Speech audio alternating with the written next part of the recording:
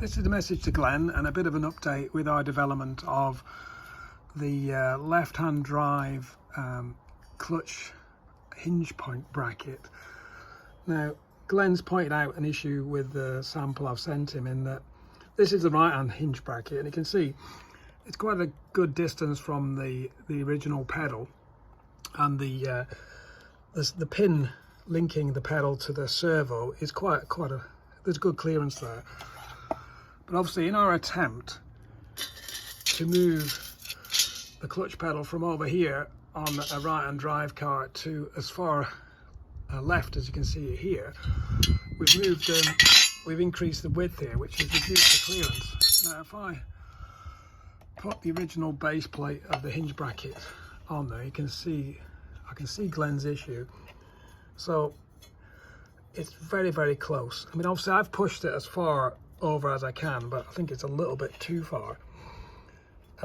And when I've got the hinge piece welded on, it's practically touching there. I don't know if you can see that. It's practically touching the servo and the pin. It's very difficult to see it when it's together.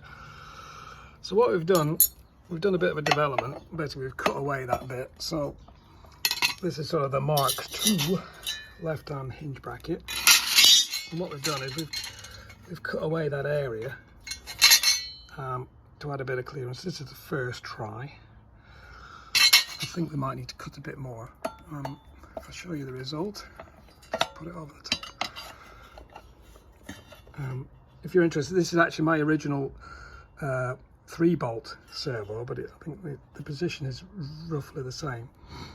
And this is the original right-hand drive pedal, so ignore that. For left-hand drive guys, the pedal's going to be over here. But you can see I've got good clearance there. I don't know whether you can see. Try and get in there. It's got good clearance around the pin. It's not touching it at all. So I think I might be able to solve that. I'm thinking about cutting it out a bit deeper in the base here, so you can actually withdraw the pin without taking this off, albeit it's highly unlikely that's going to be the case. So there you go, a bit of update on our development of the left-hand drive hinge bracket for the clutch, if anybody's interested. I'm going to do more videos about our development of the manual gearbox conversion. If you're interested, please like, comment, share and subscribe for more XK8 videos.